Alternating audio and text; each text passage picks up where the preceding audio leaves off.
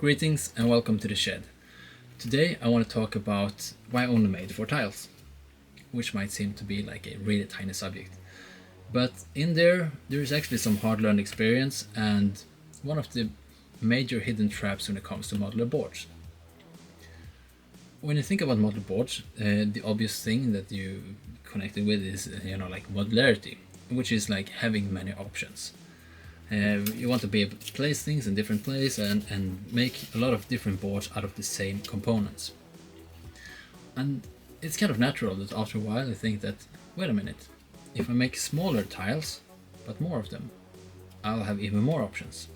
That will make a better board. But that's not really true, because in there is an invisible hidden killer. And I would say that the ratio between infrastructure and creativity. I'll explain what I mean. Each tile is consistent of 3 different components pretty much. The first one, the one you can never get away from, is the infrastructure. In order to be able to place this tile at any point on this board, any place on this board, all the edges need to adhere to a sort of common standard. If you make a medieval board like this, it's probably going to be cobblestone or something like that. And then you have the actual subject. Let's say that you make a hill here. You're going to place it somewhere in here, and well, you want to be able to place it at sort of an angle as well, and not to make everything like proper squares. That might work in a sci-fi environment, but it looks kind of weird.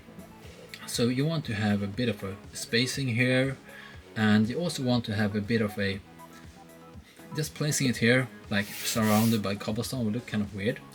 So you also need the third component, which is like the transition. You want to have something that breaks up the the difference between the subject and the infrastructure.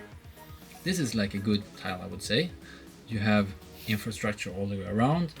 You have an actual like large thing that is like independent of other items on the board, and you also have some transition that makes it not just look like something placed on the board framed by cobblestones.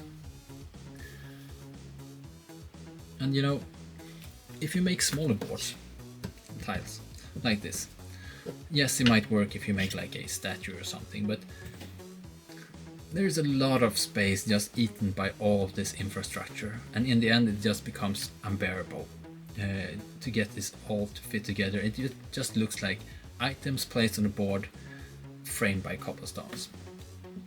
So just avoid that. It's better to make a fewer number of tiles, and there are other ways to achieve modularity.